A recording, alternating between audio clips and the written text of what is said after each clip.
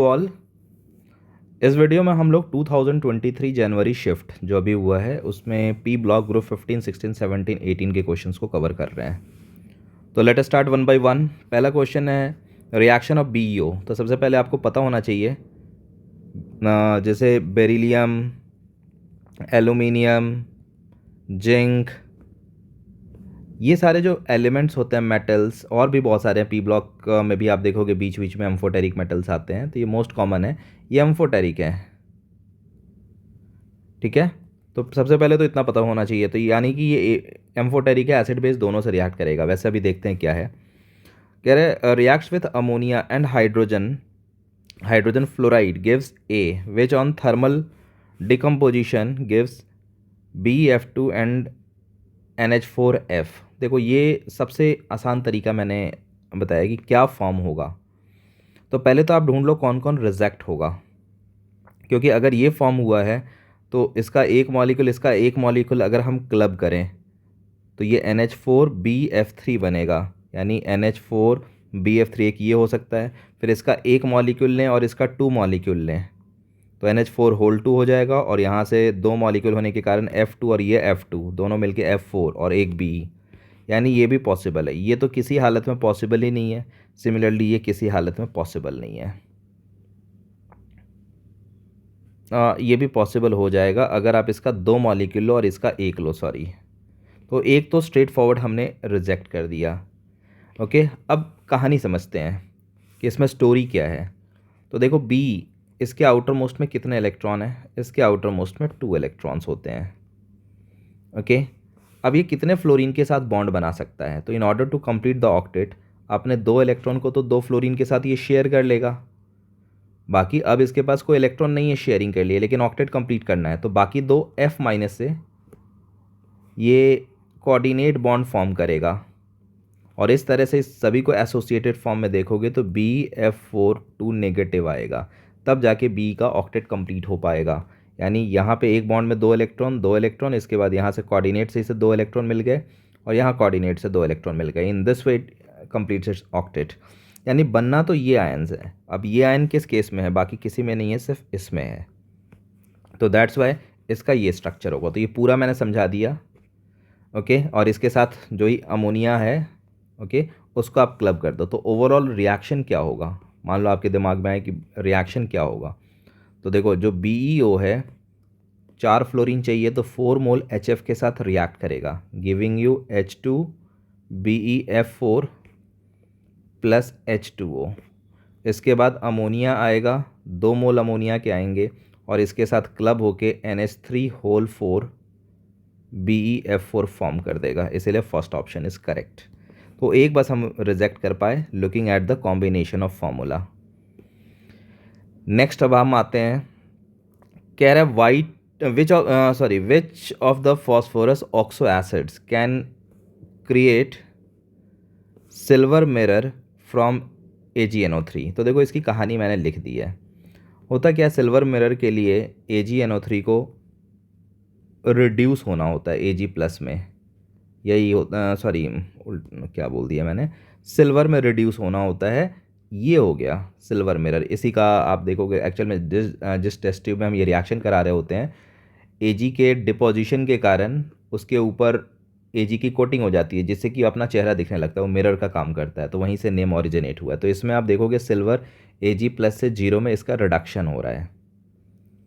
तो इसका मतलब जो भी स्पीशीज़ है वो एक रिड्यूसिंग एजेंट होना चाहिए, तभी तो इसको रिड्यूस करेगा, यानी उसके पास हाइड्रोजन होना चाहिए। तो ये हमारे पास कॉन्सेप्ट है। तो ये मैंने लिख दिया है यहाँ पे, वो भी लिख दिया है क्वेश्चन नंबर 1 का जो था, जो वहाँ पे मैंने समझाया। तो देखो रिक्वायरमेंट पहले मैंने क्या लिखा कि phosphorus oxo acid has to oxidize, उसे अपने आप को ऑक्सीडाइज करना होगा, ठीक है, सो दैट वो सिल्वर को रिड्यूस करे और सिल्वर मिरर टेस्ट दे। ये लिख दिया, यही है। अब चेक करते हैं। तो जो जो ऑप्शंस दिए हैं, ऑप्शन नंबर 1 इसमें तो फॉस्फोरस +5 में है, और हमें पता है फॉस्फोरस बिंग ग्रुप 15 एलिमेंट, इसकी मैक्सिमम ऑक्सीडेशन स्टेट +5 है। तो ये तो अपने आप को अब ऑक्सीडाइज कर ही नहीं पाएगा, क्योंकि इससे हायर ऑक्सीडेशन स्टेट ही नहीं है। तो +5 वाले तो ऑफ हैंड हम ऐसे ही रिजेक्ट कर देंगे।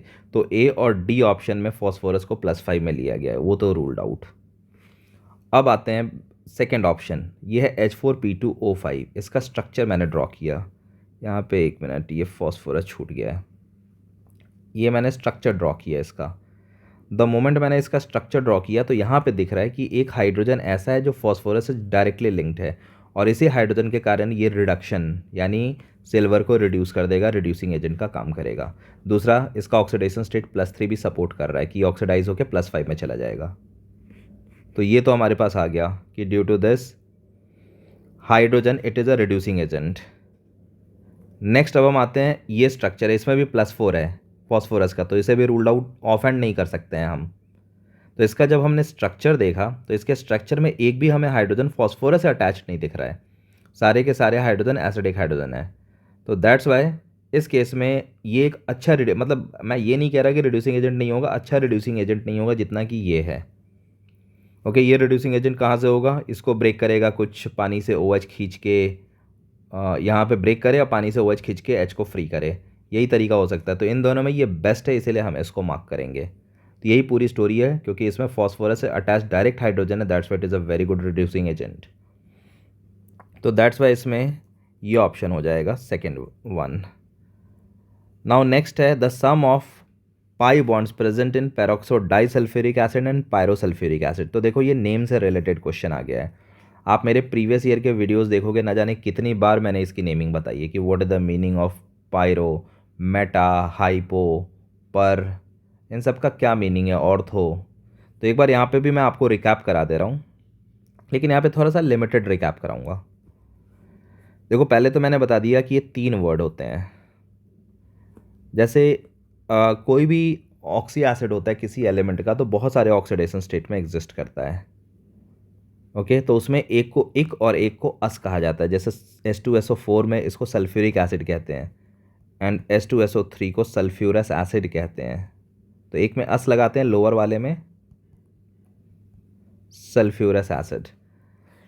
अब एक गिवन मान लो सल्फ्यूरिक एसिड है, तो सल्फ्यूरिक एसिड के 3 फॉर्म होंगे, ortho sulphuric acid, pyro sulphuric acid and meta sulphuric acid. फ़र्क क्या है, फ़र्क ऑर्थो वाला हो, पैरो वाला हो या मेटा वाला सल्फ्यूरिक एसिड, तीनों में वो सल्फर की ऑक्सीडेशन स्टेट तो सेम रहेगी, वो +6 ही रहेगी।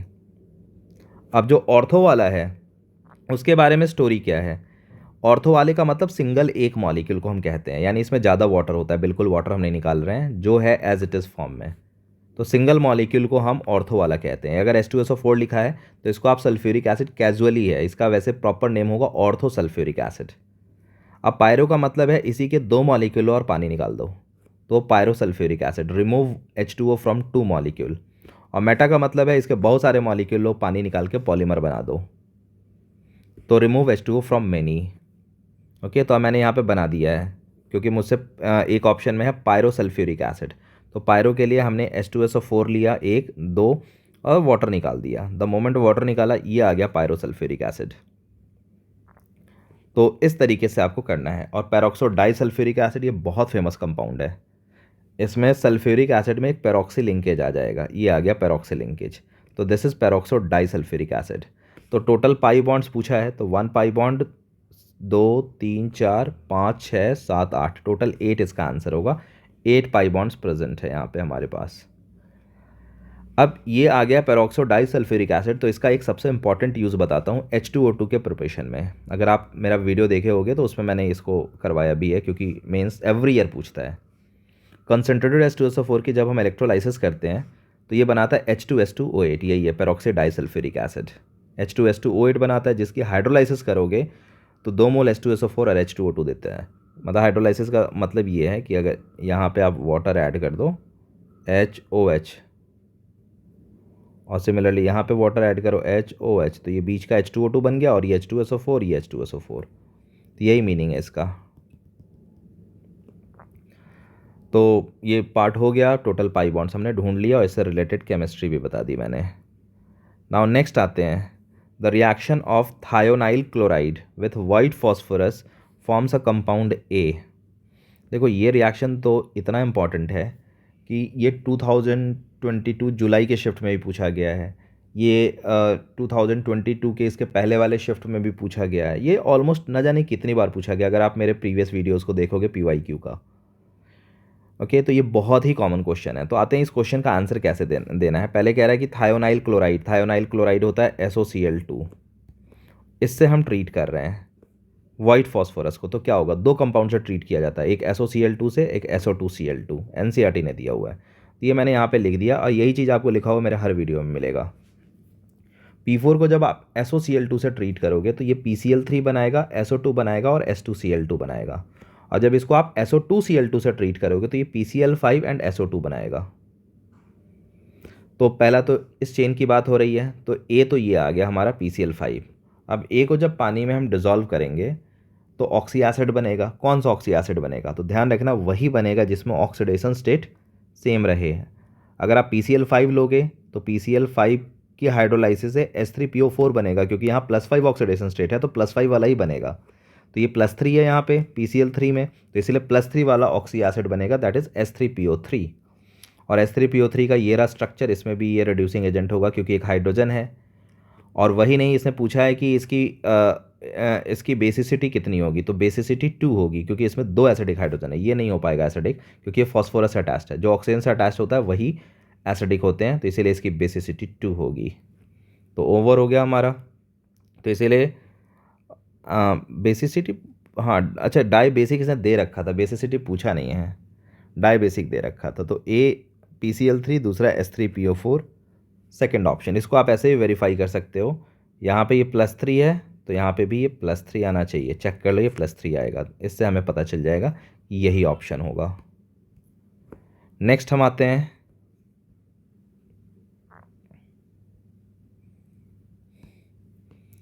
कह रहा है some reaction of NO2 relevant to photochemical smog. ये इन्वायरमेंटल का क्वेश्चन है, ये P ब्लॉक में गलती से आ गया, बट आ गया तो अब छोड़ना नहीं है। देखो, दो स्मॉग होते हैं। आप मेरा इन्वायरमेंटल का वीडियो वॉच कर सकते हो, या प्रीवियस ईयर के PYQs आप देख लो, हर जगह मिल जाएगा, क्योंकि यही सब चीज़ मतलब बार बार पूछे जाते हैं। तो ये classical and photochemical smog, photochemical smog sunny weather, ठीक है, हॉट क्लाइमेट, इन सब में फॉर्म होता है। तो मेनली इसके लिए फ्री रेडिकल मैकेनिज्म होना चाहिए। तो वही इसने दे दिया है कि अगर हम NO2 को सनलाइट से ट्रीट करेंगे तो क्या होगा, तो एक ऑक्सीजन अलग हो जाएगा। ये तो आप ऑप्शन देख के गैस कर सकते हो। एक ऑक्सीजन अलग हो जाएगा और NO बनेगा, और फिर ये के साथ रिएक्ट करके B बना रहा है, तो O2 के साथ ये ऑक्सीजन रिएक्ट करेगा, नेसेंट ऑक्सीजन, और O3 बना देगा। और यही जो O3 होता है, हाइड्रोकार्बन को ऑक्सीडाइज करके पोल्यूटेंट्स, एक्राइलोनाइट्राइल, पैन एक्सेट्रा, ये सब जनरेट करते हैं। ध्यान रखना, ओजोन अगर स्ट्रेटोस्फेयर में है, ठीक है, तो बहुत अच्छा है, लेकिन ट्रोपोस्फेयर में है तो ये पोल्यूटेंट है। स्ट्रेटोस्फेयर में ये हमें UV रेडिएशन से बचाता है, लेकिन ट्रोपोस्फेयर में it acts as a pollutant, ये इन सबको प्रोड्यूस करता है। तो ये ध्यान में रखना है। नाउ नेक्स्ट आते हैं, कह रहा है a chloride salt solution acidified with dilute HNO3 gives curdy white precipitate on addition of AgNO3। ये तो तय हो गया कि AgCl है, क्योंकि AgNO3 के साथ वाइट PPT AgCl का ही आता है। Which on treatment with NH4OH gives a clear solution. इसने कन्फर्म कर दिया कि AgCl है। अब देखो, ये क्वालिटेटिव का टेस्ट है, बताता हूँ क्या टेस्ट है। अगर Cl minus Br minus I minus तीनों हेलाइड्स लो, अगर इसमें आप Ag+ ऐड करोगे तो AgCl का वाइट PPT बनेगा, जो कि NH4OH में पूरी तरह से सॉलेबल हो जाएगा। तो वही बोल रहा है कि वो घुल गया, जिसके कारण वो ट्रांसपेरेंट हो गया। लेकिन अगर Br- होगा तो Br- के केस में Ag+ आप ऐड करोगे तो ये येलो PPT देगा, जो कि NH4OH में पार्शियली सॉलेबल होगा। पूरी तरह से येलो PPT डिजॉल्व नहीं होगा, फेड हो जाएगा, बट डिजॉल्व नहीं होगा। और यही I- होगा तो Ag+ के साथ AgI का येलो PPT देगा। Ag+ का मतलब है इसका काउंटर नेगेटिव कुछ भी हो सकता है, मोस्ट कॉमन होता है AgNO3, जो कि यहाँ पे भी यूज़ किया है। तो ये येलो PPT देगा, जो कि NH4OH में इनसॉलेबल होगा। तो ये याद रखना है। तो अभी ये तो डायरेक्ट कैच हो गया कि AgCl और ये कॉम्प्लेक्स बनेगा। वैसे Cl- का एक और बहुत इंपॉर्टेंट टेस्ट है, क्रोमाइल क्लोराइड टेस्ट, इसको भी याद रखना है। इसमें Cl- में हम K2Cr2O7 एसिडिक मीडियम में ऐड करते हैं, तो CrO2Cl2, ये रेड ऑरेंज गैस होता है, यही क्रोमाइल क्लोराइड गैस है। इसका नाम होता है क्रोमाइल क्लोराइड गैस। ये इटार्ड रिएक्शन में यही यूज़ होता है एनहाइड्राइड के साथ। बेंजीन जो के साथ जो CH3 होता है उसको एल्डिहाइड में कन्वर्ट करता है, इटार्ड रिएक्शन। जब आप इसमें NH4OH ऐड करोगे तो Na2CrO4 बनाएगा, जो कि Pb2+ जनरली हम लेड एसीटेट के फॉर्म में लेते हैं। तो Pb2+ आयन अगर होगा तो PbCrO4 का येलो पीपीटी देगा। तो ये भी बहुत इंपॉर्टेंट टेस्ट है। तो यहाँ पे अब हम आते हैं इस केस में। तो अब इस केस में फॉर्म हो जाएगा AgCl और ये कॉम्प्लेक्स जो बताया मैंने, इसीलिए थर्ड ऑप्शन करेक्ट। नेक्स्ट, अच्छा ये क्वेश्चन पूरा नहीं आ पाया है तो मैं यहाँ बता देता हूँ। उसने पूछा है कि which of the following is correct. पहला है ammonium salt produces haze in atmosphere. Well obvious सी बात है, क्योंकि जो अमोनियम सॉल्ट्स होंगे वो अमोनिया रिलीज़ करेंगे, ठीक है, और अमोनिया काफ़ी हैज़ीनेस जनरेट करेगा। अगर गलती से वो Cl वगैरह कॉन्टैक्ट में आ गया तो NH4Cl का जो फ्यूम्स होगा वो तो और भी इंटेंस वाइट टाइप का होता है, तो ये हैज़ीनेस जनरेट करेगा, ये एकदम सही है। दूसरा है ozone gets produced when atmospheric oxygen react with chlorine free radical. ये तो ऐसे ही गलत है क्योंकि अभी ये यूज़ हुआ है, यही रिएक्शन है। ऑक्सीजन का रिएक्शन अगर O फ्री रेडिकल से होगा तब ओजोन जनरेट होगा। Polychlorinated biphenyl act as a cleansing solvent. Yes this is true. ये इन्वायरमेंटल का आप मेरा वीडियो वॉच करो या इन्वायरमेंटल का PYQ देखो, उसमें ये सारा चीज़ मैंने कवर किया हुआ है विथ डिटेल थ्योरी। तो यहाँ पे अभी जस्ट मैं इन्फॉर्मेशन दे रहा हूँ। ब्लू बेबी सिंड्रोम ये ड्रिंकिंग वाटर से रिलेटेड है, नाइट्रेट आयन के कारण होता है। इसने कहा है सल्फेट आयन के कारण होता है, ये गलत हो गया, इसीलिए A and C is correct, fourth option आ जाएगा। Heading for the next. अब कह रहा है A obtained by Ostwald method involving air oxidation of NH3। देखो ये ओस्टवाल मेथड आ गया, ये 2022 जो जुलाई शिफ्ट का P ब्लॉक का है उसमें भी ये पूछा जा चुका है और मैंने उसमें भी इस चीज़ को बताया है। तो ओस्टवाल मेथड में कह रहा है कि अमोनिया का हमने एयर से ऑक्सीडेशन किया तो क्या बनेगा, तो ये तो NO बनेगा। ध्यान रखना ये कैटलिस्ट भी बहुत बार पूछा गया है। तो ammonia plus O2 platinum rhodium catalyst, यही ओस्टवाल प्रोसेस में यूज़ होता है। NO plus H2O।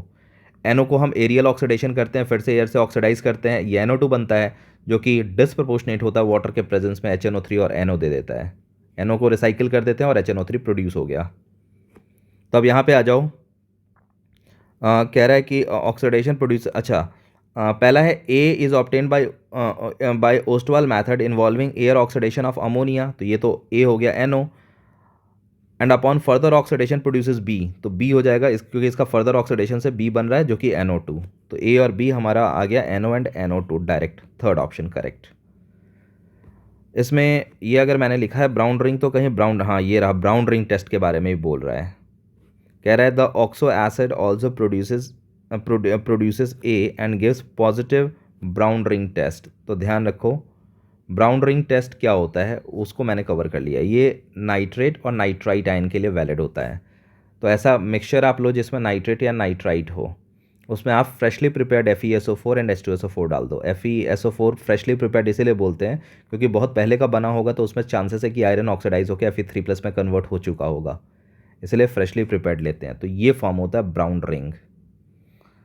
Brown ring में सबसे इंपॉर्टेंट चीज़ है कि आयरन का ऑक्सीडेशन स्टेट +1 होता है, क्योंकि NO का पाई स्टार एंटी बॉन्डिंग का इलेक्ट्रॉन इसके 3D में इंटर कर जाता है। क्योंकि एंटी बॉन्डिंग का इलेक्ट्रॉन है तो इसको अनस्टेबल कर रहा है, तो इसीलिए इसको लूज़ करना चाहता है, तो ये लूज़ करके इसके 3D में ट्रांसफ़र कर देता है Fe के। तो ये याद होना चाहिए Fe+1 में क्यों होता है, होता 2+ है लेकिन यहाँ से इलेक्ट्रॉन मिला तो ये +1 हो गया, और NO भी +1 में है। और NO का एंटी बॉन्डिंग इलेक्ट्रॉन क्यों ट्रांसफ़र हुआ, ताकि इसका बॉन्ड ऑर्डर हाई हो जाए, नाइट्रोजन वाला स्ट्रक्चर आ जाए। क्योंकि अभी इसके टोटल इलेक्ट्रॉन 15 है, इसके 7 इसके 8 15 है, ये N2 हो जाएगा तो नाइट्रोजन की तरह ट्रिपल बॉन्ड, बहुत मजबूत बॉन्ड हो जाएगा। बॉन्ड ऑर्डर जो MOT से हम समझाते हैं मॉलिक्यूलर ऑर्बिटल थ्योरी से। तो ये याद रखना है ब्राउन रिंग के बारे में। नेक्स्ट आते हैं, कह रहे द नंबर ऑफ मॉलिक्यूल्स और ions from the following which do not have odd number of electrons. ये तो पहले ऐड करके कुछ को हम सेलेक्ट करते हैं, जिसमें ऑड इलेक्ट्रॉन आ जाएगा वो तो ऐसे ही हो जाएगा। तो देखो NO2 में 7, NO2 के टोटल इलेक्ट्रॉन मैं लिख रहा हूँ, ये आ जाएगा नाइट्रोजन का 7, ऑक्सीजन का 8, ऑक्सीजन का 8, ये तो ऑड ही होना है। तो भाई ये तो ऑड हो गया, तो ये हमारा ऑप्शन नहीं हो सकता है। डू नॉट हैव ऑड कहा है तो ये तो हमारा ऑप्शन नहीं हो सकता है। ICl4- ये इवन है, ये तो ऐसे ही दिख रहा है। ICl4-, आई में होंगे 7, टोटल अगर आप लोगे तो वो भी ले सकते हो, मैं तो वैलेंस ले रहा हूँ। 7 7 इंटू 4 हर क्लोरीन का, और ये माइनस के कारण एक और आ गया +1, चेक कर लो 28, और ये भी इवन है 8, 28 और 8 36, तो वैलेंस में 36 है। वीबीटी के अकॉर्डिंग वैलेंस वाले ही पार्टिसिपेट करते हैं। वो चीज़ आप यहाँ पे भी लगा सकते हो, वैलेंस में 5 6 एंड 6, तब भी ये ऑड आएगा। तो ये आ गया इवन। BF3, यस ये भी आएगा। इसकी तो आप बॉन्डिंग भी बना सकते हो। बोरॉन के आउटर मोस्ट में 7 इलेक्ट्रॉन्स होते हैं, तो 7 में से 4 को साइड कर दो, बाकी जो 3 रह गए उनकी फ्लोरीन के साथ बॉन्डिंग हो जाएगी, क्योंकि 3 फ्लोरीन है तो हर एक फ्लोरीन के साथ बॉन्डिंग कर लेगा। और द मोमेंट वो फ्लोरीन के साथ बॉन्डिंग करेगा तो इसके सारे इलेक्ट्रॉन पेयर्ड हो गए। तो इसमें पेयर्ड है, इसमें पेयर्ड है, ClO2 फिर से ये ऑड इलेक्ट्रॉन वाला आ गया। देख के ही पता है Cl के आउटर मोस्ट में 7 इलेक्ट्रॉन, और ऑक्सीजन के 6। वैलेंस अगर ले रहे हैं तो सब में वैलेंस ले लेते हैं, इसके 6 इसके 6, चेक कर लो ये ऑड आएगा। तो ये हमारा ऑप्शन नहीं होगा। NO2 प्लस, ये इवन है, आप खुद फाइंड करके देख लो। नाइट्रोजन प्लस होने के कारण एक कम कर देना है, तो इसके आउटर मोस्ट में होते हैं 5, एक प्लस के कारण हो गए 4, और ऑक्सीजन के आउटर मोस्ट में होते हैं 6, तो ये 16 हो गया, यानी इवन हो गया। वैसे भी इसकी बॉन्डिंग ये होती है NO, यस ये ऑड आ गया, चेक कर लो। नाइट्रोजन वैलेंस वाले ही अगर आप लो, टोटल भी ले सकते हो वैलेंस भी, क्योंकि छोटे छोटे मॉलिक्यूल बहुत बड़े होते हैं ना, तो उसमें हम जनरली वही ले लेते हैं वैलेंस वाले। तो यहाँ पे तो टोटल भी ले सकते हो आप चाहो तो। इसके टोटल इलेक्ट्रॉन 7, इसके टोटल इलेक्ट्रॉन 8 15, ये ऑड हो गया। इसीलिए इवन वाले टिक हो चुके हैं, 3 होंगे, इसीलिए यहाँ पे 3 मार्क करेंगे हम। बाकी जो है वो ऑड वाले हैं। नेक्स्ट आते हैं अब, the total number of acidic oxides among this. तो देखो ये बहुत बार मैंने बताया है कि जो मेटल के ऑक्साइड्स होते हैं वो कुछ भी हो सकते हैं, लेकिन अगर ग्रुप 1 ग्रुप 2 का मेटल है तो बेसिक होगा, ठीक है, बी को छोड़ के ये एम्फोटेरिक होता है। बाकी मैंने बताया हुआ कि मेटल की अगर ऑक्सीडेशन स्टेट +7 +8 पहुंच जाए तो एसिडिक हो जाता है उसके ऑक्साइड्स।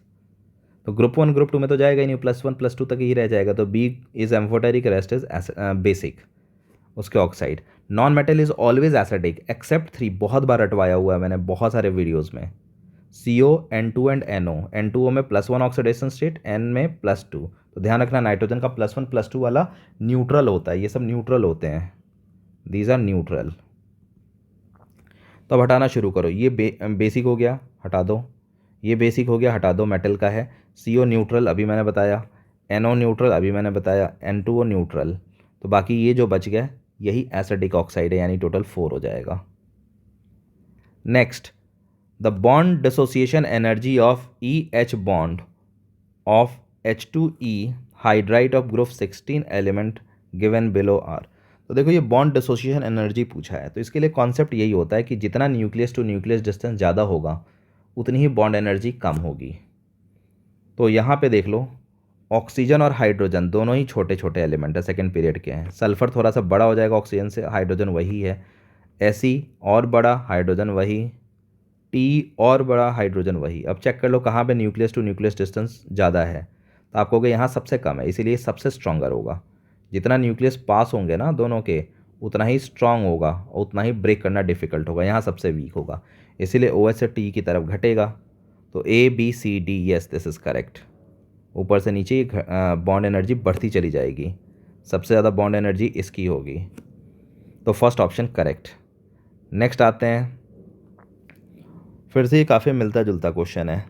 XYZ, ये इसके लिए कुछ भी जानने की जरूरत नहीं है, लॉजिक लगाओ। पहले तो इसको क्लब कर दो, ओके। तो इसको क्लब करोगे तो ClO NO2, क्योंकि इसके पास भी ऑड इलेक्ट्रॉन, इसके पास भी ऑड इलेक्ट्रॉन, दोनों आपस में बॉन्ड बना लेंगे। अभी मैंने NO2 का बताया है, NO2 का आप ऐसे भी याद रखना, इसका स्ट्रक्चर भूलना नहीं है। NO2 गैस फेज में ब्राउन कलर का होता है, और ये पैरामैग्नेटिक नेचर का, क्योंकि इसके पास एक अनपेयर्ड इलेक्ट्रॉन है। द मोमेंट ये सॉलिड में जाता है तो ये क्या करता है, एक और NO2 के साथ अपने इस ऑड इलेक्ट्रॉन की बॉन्डिंग बना लेता है, इसीलिए कलरलेस हो जाता है। बहुत बार बता चुका हूँ मैं, कभी भूलना नहीं है। तो अभी ये ClO के साथ यही काम करेगा, तो ये बन गया। अब इसके बाद जब आप इसकी हाइड्रोलाइसिस करोगे तो क्या होगा, ये दोनों की हाइड्रोलाइसिस होगी। हाइड्रोलाइसिस आप अपने अपने तरीके से भी कर सकते हो, ठीक है। तो मैं यहाँ पे हाइड्रोलाइसिस कर रहा हूँ, Cl double bond O, just a minute, इसको क्लब करके लिखते हैं।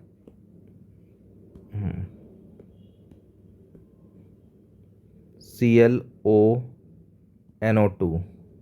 आप इसके हाइड्रोलाइसिस कर दो। द मोमेंट आप इसके हाइड्रोलाइसिस करोगे तो ये HOH, ये HNO3 बन गया, HNO3, और ये बन गया HOCl। तो इसीलिए इसमें HOCl, HNO3 और ये जो कॉम्प्लेक्स है क्लब होके ClONO2 ये फॉर्म होगा थर्ड ऑप्शन। तो इस तरीके से इसको हमने कर दिया। और नेक्स्ट फिर से वही नेमिंग वाला आ गया। 2022 वाले वीडियो में भी है, उसके पहले भी मैंने नेमिंग हर एवरी ईयर ये पूछा जाता है। तो फिर से वही आ गया हाइपो।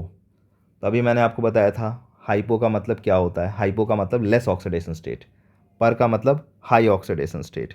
तो पहले तो ये जानना है कि ये फॉस्फोरस और फॉस्फोरिक एसिड क्या है। ठीक है, यहाँ पे फॉस्फोरिक एसिड वर्ड यूज़ हुआ है। तो phosphoric acid is this H3PO4 and this is phosphorous acid. तो अगर फॉस्फोरिक एसिड का ऑक्सीडेशन स्टेट +5 है तो इससे हायर वाले में हम पर लगाएंगे, पर फॉस्फोरिक एसिड, लेकिन हायर कोई एग्जिस्ट ही नहीं करेगा। और इससे लोअर वाले में हम हाइपो लगाएंगे। तो हाइपो और पर यहीं से वर्ड आते हैं। तो इसीलिए ये मैंने क्रॉस कर दिया कि भाई इससे हायर का कोई है ही नहीं, तो इसका कोई पर वाला एग्जिस्ट नहीं करेगा। इससे कम वाले पे आ जाओ, क्योंकि यहाँ पे ऑक्सीडेशन स्टेट +3 है, तो इससे कम वाला +4 होगा जो कि हाइपोफॉस्फोरिक एसिड है। तो इसीलिए +4 ऑक्सीडेशन स्टेट, क्योंकि इसने ऑक्सीडेशन स्टेट ही पूछा है। ऐसे ही ये फॉस्फोरस एसिड है, इससे कम वाला इस पे आ जाओ, +1 वाला, इसको हम कहेंगे हाइपोफॉस्फोरस एसिड, क्योंकि इससे कम ऑक्सीडेशन स्टेट वाला है। तो इस तरह से इसकी नेमिंग को डेराइव करते हैं हम। Now next, chlorine can easily combine with oxygen to form oxide and the product has tendency to explode. Yes, ये बिल्कुल करेक्ट है। ठीक है, क्लोरीन जब भी ऑक्साइड बनेगा ClO2 ClO3 इस तरह से, जो कि टूट के Cl2 और O2 दोबारा प्रोड्यूस करते हैं, तो ज़्यादा अमाउंट में गैस बनने के कारण वो एक्सप्लोसिव नेचर का है। नेक्स्ट है, chemical reactivity of an element can be determined by it's reaction with oxygen and halogens. एकदम सही है। अगर बहुत फास्ट रिएक्ट कर रहा है तो काफ़ी हाई रिएक्टिविटी होगी। तो ये तो एक जनरल स्टेटमेंट भी है जो हर एक के लिए लगेगा, ऊपर वाले के लिए भी लगेगा। इसीलिए दोनों ही स्टेटमेंट ट्रू हैं, रीज़न वीज़न का तो कोई है नहीं इसमें। तो both the statement is true, first option हम मार्क कर देंगे। नेक्स्ट आते हैं 15th।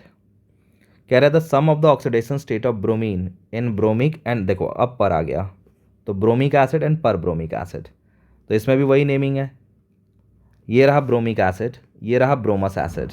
यहाँ पे ऑक्सीडेशन स्टेट +1, ऑड वाले होंगे केवल, इवन वाले एग्जिस्ट नहीं करेंगे। तो ये +1 हो गया, यहाँ +3 हो गया, यहाँ +5 हो गया, यहाँ +7 हो गया। तो ये बीच के दो को कैच कर लो, ये ब्रोमिक एसिड, ये ब्रोमस एसिड। इससे कम वाले को हाइपोब्रोमस एसिड, और इससे ज़्यादा वाले को, क्योंकि ज़्यादा वाले में हम पर लगाते हैं, तो ये पर ब्रोमिक एसिड। तो इसने पूछा है सम ऑफ ऑक्सीडेशन स्टेट, तो ये ब्रोमिक एसिड पर ब्रोमिक एसिड है, तो ये 12 आ जाएगा इसका आंसर। बस ये लास्ट क्वेश्चन है। ओवर हो चुका है, यस ओवर हो चुका है। तो ये 2023 मैंने कवर कर लिया है, 2022 भी कवर कर लिया है। तो आप जब भी P ब्लॉक अगर देख रहे हो तो कम से कम 3 साल का आप ज़रूर देखो। Thanks for watching.